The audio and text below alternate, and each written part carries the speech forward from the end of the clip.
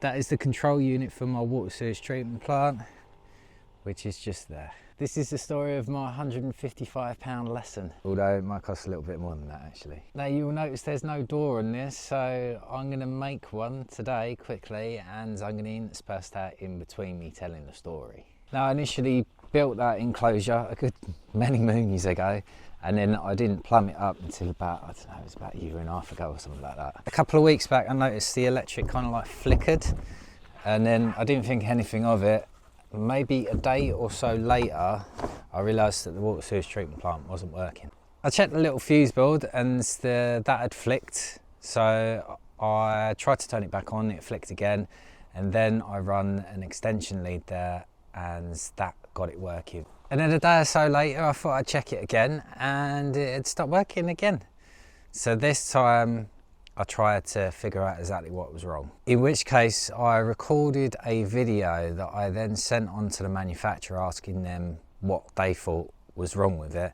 Every time I turn it on, it would flick on for like a second and then it would go off, the breaker would go. Sometimes it would go like the individual breaker, and sometimes it would do the whole lot, like is it an RCD? That would flick off. Couldn't figure out what was going on. I also tried it on the extension lead again and that didn't work as well. So I was thinking that there was something wrong with the control unit and something was shorting inside maybe. So in order for you to understand exactly how everything's working and the trouble that I was having, my water sewage treatment plant works exactly the same as any other water sewage treatment plant, like the massive ones that deal with most of everyone's crap basically. So it's treated in such a way where there's almost clean water that comes out the other side. Well, it's clean enough to go into water courses and all that malarkey, unlike the sewage that they pump out sometimes. You see like on their ones they've got them big spinners and then I believe they aerate it. Mine just runs completely on the compressor. Now the compressor wasn't working, so that meant that the oxygen wasn't going inside the actual tank to oxygenate the water and help the bacteria break down everything inside it. What had happened was everything had solidified on top. I've got a picture, look away if you're squeamish now. So everything, all the solids had like risen to the top basically, and it wasn't being aerated or anything. So I thought, right, I've emailed the manufacturer, what can I do to sort this out in the meantime, or just get a temporary fix, something. So I thought what I'll do is I'll have a look on Facebook Marketplace and I'll look for another compressor. So I bought this, which is quite a bit bigger than the other one that I've got, and also bought a timer plug. So the one that I bought pumps out 95 litres per minute, and I believe this one's around 80. The control unit turns it on and off. So I was originally thinking, right, what am I going to do? I need to keep the bacteria going at the very least, on this system, this control unit. Sometimes it will aerate it, twice a day it will discharge it, and then there's a stage in between where it's called sedimentation. So I was thinking, right, if I at least put the pump on a timer or the compressor, then I'll keep the bacteria going until I can sort out what's happening with the control unit. And the way that the discharge works in this, even though it pumps air into one tube, it kind of like siphons off the clean water. I'll show you a picture of inside here because I took this apart to see if there was anything obvious, but there's a valve down on this side. I was thinking that maybe, depending on where that valve is switched to, naturally, I might be able to put my new compressor in here temporarily so I can just pump the thing, and hopefully that was just the aeration, and then I'd need to work out something to do the discharge. So I think that's for the aeration and that's for the discharge, and I was thinking maybe I can swap them over every now and then, or maybe I can just let it naturally overflow. And this is all going through my mind whilst I'm driving back from buying the pump. And then I thought, hang on a minute, why don't I disconnect this, because this is like a power cable. Yeah, so if I disconnect that, if I get another plug, if this still works, then I can use one for the discharge on a timer and one for the aeration on a timer. So that one there is on a European plug, and so is the new one that I bought. So that one is brand new but second hand. So someone bought it to put it in the pond and then they never finished their pond. So They just sold that to me. That's about £300 that pump, whereas I got it for 150 quid, so that was a good price. So the first thing I done was, when I got here, I unplugged this, yeah, and then I unplugged that one, and then I used the adapter and I plugged it in there, and then guess what happened? It tripped again. So I then got the other compressor and then put it in, and then that tripped. And it tripped when I put it into there, and it tripped when I plugged it into an extension lead down here, and then it tripped when I plugged it in over here. So then the penny dropped. Everywhere that I'd used that adapter, everything had tripped. I took apart the adapter. It was a fucking adapter, wasn't it? It's not designed to be outside, basically. So lucky enough I had another adapter, so I put that in now, switched it on, and it all started working. So I then got my hose out, and I hosed down all of the crap that was kind of like on top and in places that it shouldn't be. So I let my neighbour know, because obviously I'm discharging into his ditch, and there might have been some floaters down there or something. I didn't really know what had happened. And he said it might be an idea that you like wash out your pipe just in case there's anything in there. So the following day, I got my hose out, and I did wash it out. I was looking at the end of the pipe. One side, it was coming out clear, and quite slow. That was the French drain that I've repaired in my last video, and then the next one, the one next to it, was for the other French drain and the actual water sewage treatment plant, and it was actually discharging a little bit brown. So that was in this one here. So I was just basically getting big buckets and just chucking it down there. So the pipe was pretty clear. There was a few plops, but it was fine. And then I went to sort everything out today and get the door, tell the story and everything. I realised that it's not quite right. I was going to show you this, how it should look, but it doesn't look right. So look away if you don't like things like this. Right, that isn't right. You see that blue bit there, like a little bowl? That has got loads of shit in, and it shouldn't have loads of shit in. I was just chatting to my neighbour Andy, showing him this, because he's got two water sewage treatment plants, one for the house and one for the little barn conversion now. One of his had backed up, but that was a pump system, and the gravity one was all right, he said. But it looks like to me that mine's possibly backed up. I just looked on the control unit. There is an error on there for this around the I think it's 2nd of January. He said just hose it out for now. What's happened to me hose? Oh, for fuck's sake, my hose pipe is frozen. Right, what should I do? I'm gonna pop the screw fits and get some hinges, and I'll pop that door on. And then heat the hose pipe up, I reckon.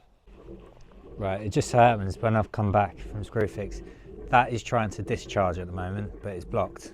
Oh, right, this is fucking disaster. My gun's not working. That's over there. Obviously this isn't working. I'm just gonna have to do this.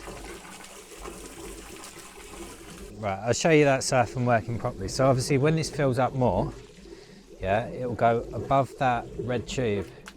So if you can imagine, that's what happens, and then it will just pump the water out. Yeah, that's what it looks like now. This is when it's aerating. Yeah, I'm just flushing it through still.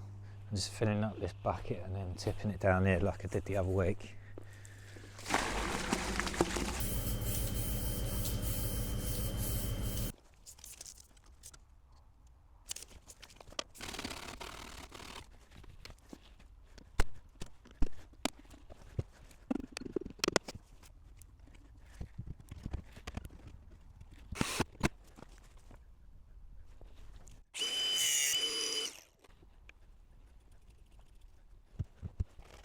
Right, I'm going to show you in here. This is still like a problem.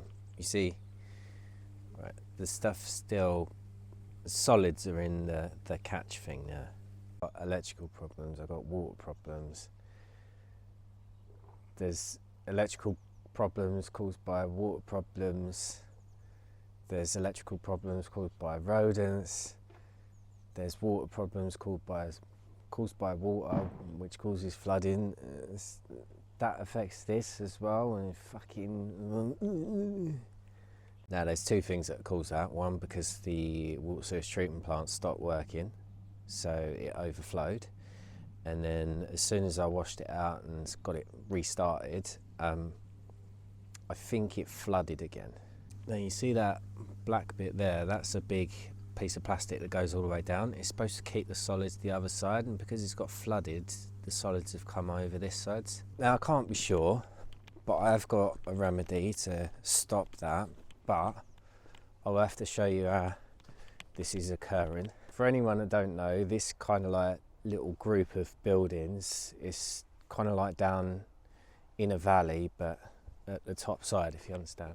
So loads of water comes off of here when it's storming, comes all the way off the fields and comes down this road. So that's my neighbours on the high side. They've got a couple of buildings over there. That's mine there.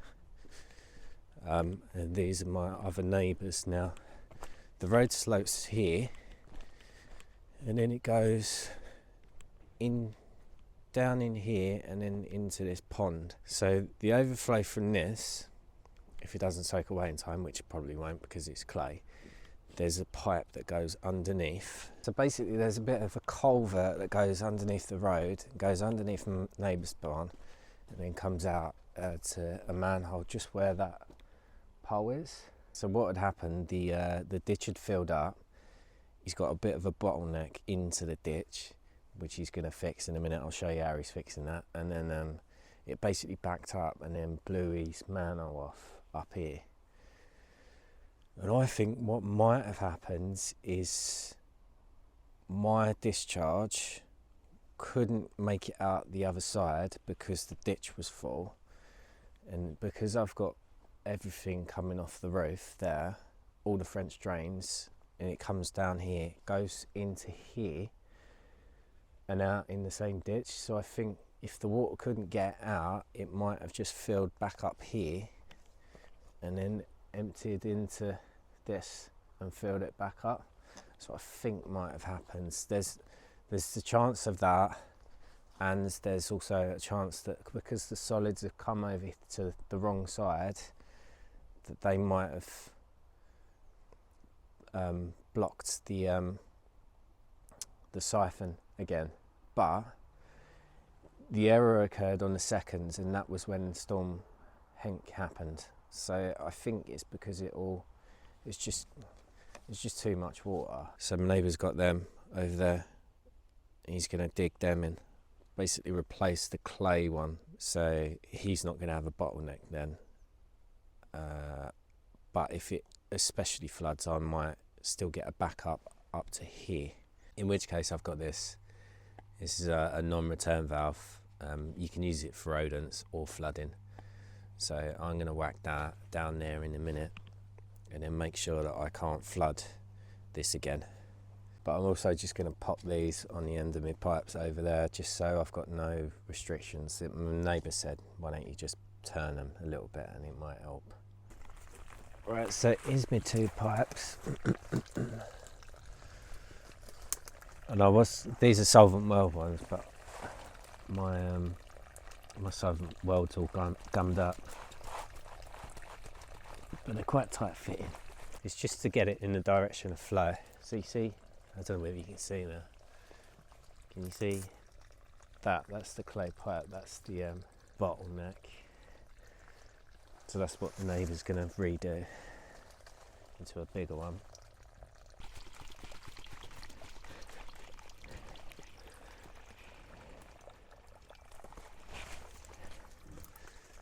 Right, I need to do this now.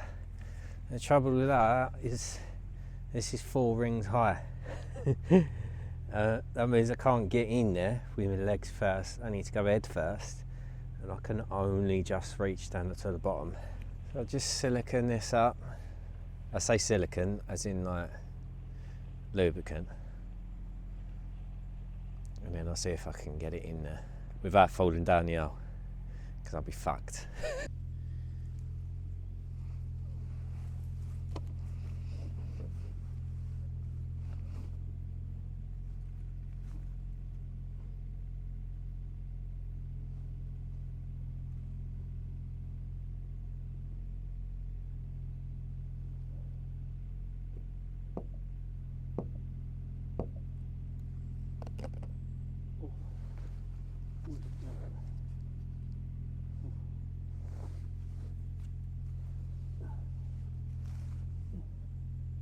There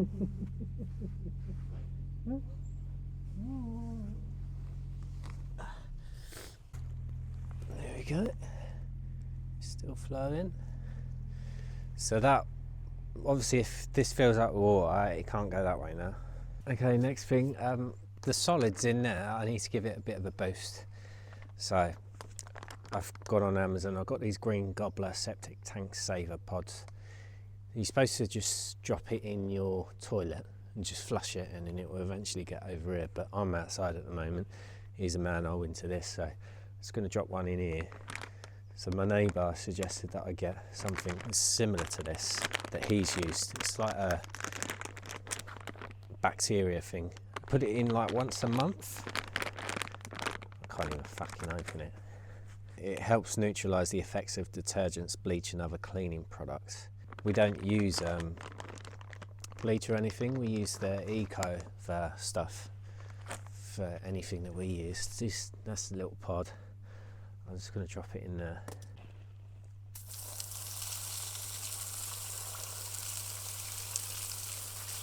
That's the flooding issue dealt with. Restarting my tank. Well, I don't really need to restart, it's still going, but you know what I mean. Once that sludge is like broken down that's on the wrong side, eventually it will settle and it'll be okay. The only other option would be to just get this pumped out completely and then started again from fresh, but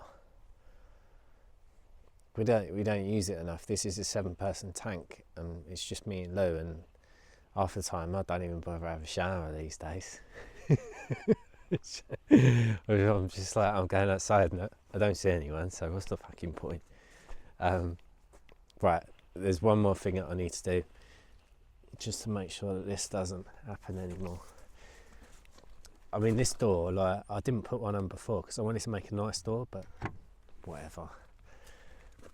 Because I can't find, I don't know whether you can, I can't find any adapters that are waterproof. I can't enclose this completely because the compressor still needs its air. There's air gaps up the top for the compressor, so I'm just going to wrap this around the plug, and hopefully that'll help it not get water damaged again. Okay, I just need to wash out that scum that shouldn't be in the ends catch pit. So I'll wash that out. I did say the other week that I was gonna do that. It's got a little bit of a story behind it, but I can't put it out, it's too cold. The adhesive won't work. I'm filming a long-term video which is related to this, but next week I'm gonna do a video on my van again. I need to mount, I think. I'm having a break from it today. It was doing me fucking head in, but yeah. Not having a very good time at the moment.